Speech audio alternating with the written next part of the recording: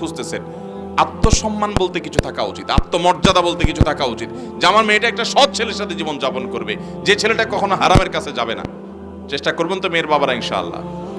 যে ভাই প্রশ্ন করেছেন, যে ড্রাইভার ভাই, তার মনের কষ্ট, তিনি নিজে অবৈধ সম্পর্ক করেন নাই, মেয়েটা ভালো জানতে পেরে পারিবারিকভাবে বিয়ের প্রস্তাব নিয়ে গেছেন।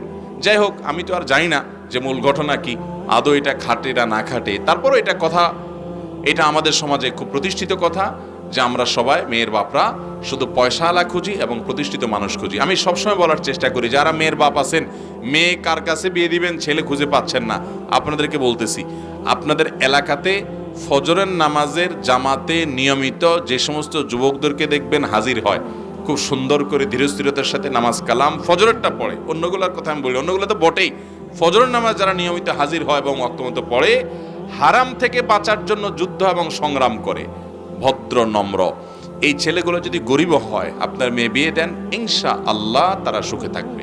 আমাদের মেয়ের বাবাদের সুমতি দান করুক। এই যে যুবকরা এত ঠিক করতেছে, এরা বিয়ের জন্য বেচারারা মানে বেকারার হয়ে আস, এই ছেলেদের আল্লাহ তাআলা একটা হালাল ব্যবস্থা করে দেখ, এবং মেয়ের বাবাদের দিলটা আল্লাহ তাআলা নরম করে দেখ। আর ছেলের বাবারা যৌতুক খাওয়ার হারাম খুরি থেকে আল্লাহ তাআলা বেঁচে থাকার তৌফিক দান করুন। যুবকরা যৌতুক মুক্ত বিয়ে করবেন তো ইনশাআল্লাহ? ইনশাআল্লাহ। ভাই একটু কথা শুনেন, যারা মেয়ের বাবা হয়েছেন, আল্লাহ তাআলা মেয়ের বাবা বানাইছেন, আপনাদেরকে আমি করজোড় করে বলি, আল্লাহর ওয়াস্তে দুনিয়ার জাকজমক দেখে মেয়ে বিয়ে দিবেন না। এখনকার যুগে, এখনকার সময়ে বেশিরভাগ দাম্পত্য জীবনে শান্তি নাই। দাম্পত্য জীবনে কি নাই? শান্তি নাই। শান্তির নাটক এবং অভিনয় অনেক আছে, কিন্তু শান্তিটা, যুবকরা যারা বিয়ে শাদী করে গড়তে পা দাও নাই, বাবারা ভাইয়েরা, তোমরা জাইনা রাখো ভালো করে যে এখন টাকা পয়সা অনেক আছে, বিয়েতে ডাকডোল পিটানো হয় অনেক, জাকজমক হয় অনেক, কিন্তু প্রকৃত অর্থে দাম্পত্য জীবনে আমাদের দেশে বেশিরভাগ মানুষই অসুখী এখন।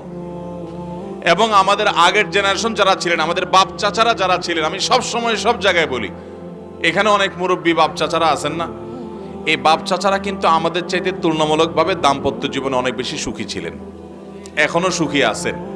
আর যুবক পোলাপান, তাদের দাম্পত্য সম্পর্কগুলো সব চায়না মালের মতো হয়ে গেছে, ঠুস করে ভেঙে যায়, গড়তে দেরি ভাঙতে দেরি নাই।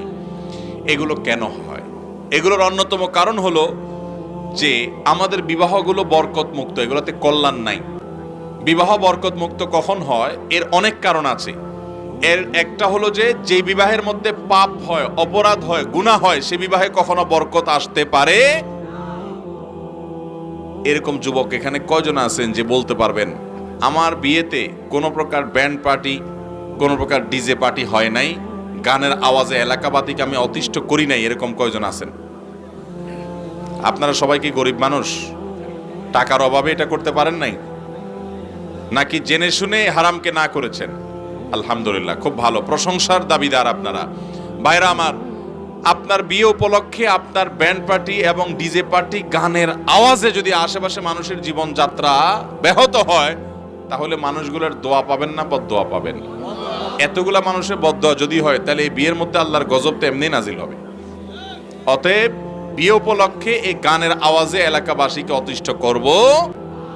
আজকাল তো শুধু বিয়ে না, বিয়ের আগে গায়ে হলুদ, গায়ে মরিচ, নানান তামাশা করে।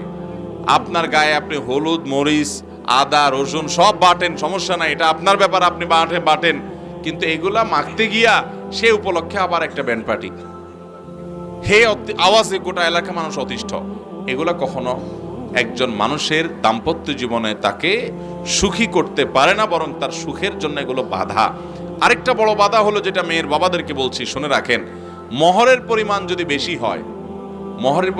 বেশি হয়, তাহলে ওই বিয়েতে বরকত থাকে না, বরকত কমে যায়। আপনারা মনে করেন 20 লাখ, 50 লাখ, 30 লাখ টাকা ধরলে বোধহয় বিয়েটা টিকবে, এরকম অনেক মুরব্বীরা মনে করে না। আপনারা হাদিস শুনেন, নবী সাল্লাল্লাহু আলাইহি ওয়াসাল্লাম বলেছেন, ইন্না আযমান নিকাহি বারাকাতান আইসারুহা মাউনা, সবচাইতে বরকতময় বিয়ে হলো সেই বিয়ে যেই বিয়েতে মহরটা হয় সবচাইতে সহনীয়, ছেলে পরিশোধ করতে পারে।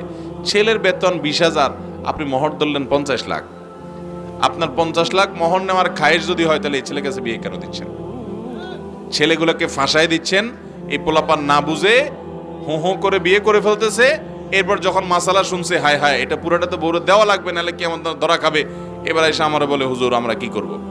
আমি বলি কিচ্ছু করার নাই ভাই, ফাঁসা গেছো, এখন দরখাস্ত লেখো বউর কাছে।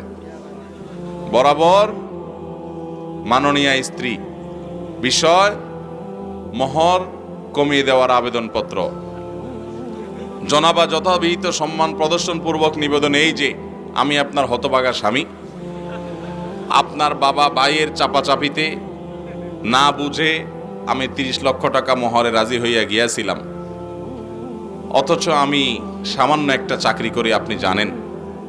অতএব এত টাকা দিবার সামর্থ্য আমার নাই।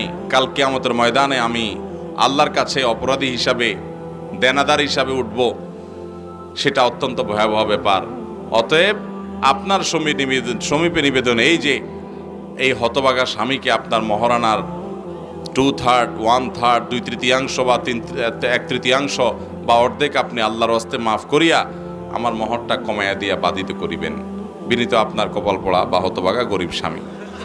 এইভাবে আবেদন করে, অথবা এটা কথার কথা বললাম, ঠিক আছে, আপনি কাগজ লেখার দরকার নাই, কিন্তু বউয়ের থালা বাসন ধুয়ে, কাপড় চোপড় ধুয়ে দিয়ে, কাজকাম করে, তাকে ফুসলিয়ে ফাঁসলিয়ে আদর সোহাগ মহব্বত ভালোবাসা দিয়া টিয়া বাইল টাইল করে বলবেন যে এখন আমি তো ফাঁসা গেছি, তুমি না ছাড় দিলে তো পায় না। এখন বেচারে যদি ছাড় দিয়া ভালো ঘরের মেয়ে হয়, আর আপনি যদি তার খুশি করতে পারেন খেদমত করে, তাহলে সে হয়তো বলবে ঠিক আছে, আমার বাপ 30 লাখ ধরছে, তুমি তো ফাঁসা গেছো, না বুঝা যাও 20 লাখ মাপ, বাকি 10 লাখ কিস্তিতে দিয়া শোধ করবা।